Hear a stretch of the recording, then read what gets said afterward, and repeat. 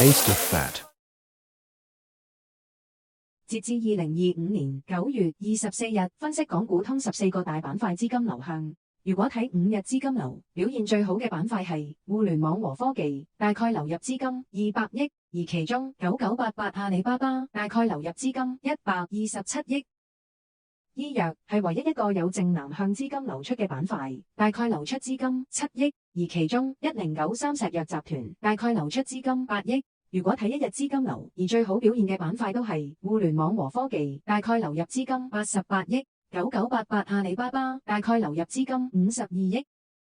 而表現最差嘅板塊係電信，大概流出資金2億，1810小米集團大概流出資金3億。港股通5日持倉百分比最大增幅股票分別係1635大眾公用、4123高控股、2402億華通、2169倉港鐵路，分別增加24.7%、12.6%、11.6%、10.7%。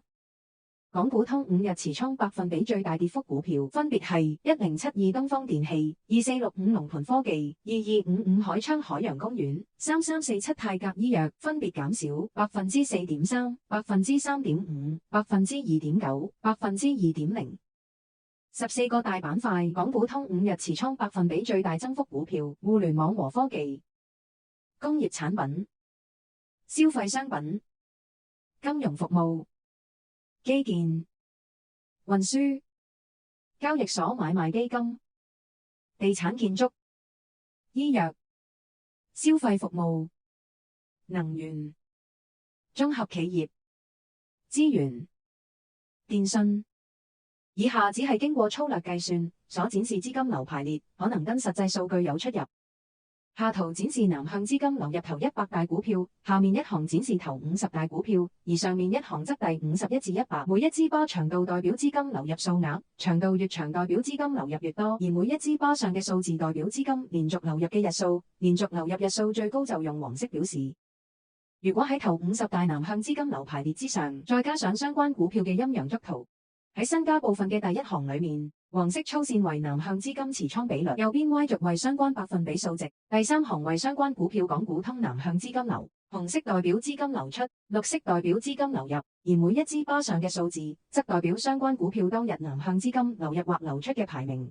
頭10大南向資金流入嘅股票分別係9988阿里巴巴、700騰訊控股、4123高控股、981中芯國際、3896金山雲、941中國移動、1519極兔速遞、2800盈富基金、3033南方恒生科技，最後係9660地平線機器人。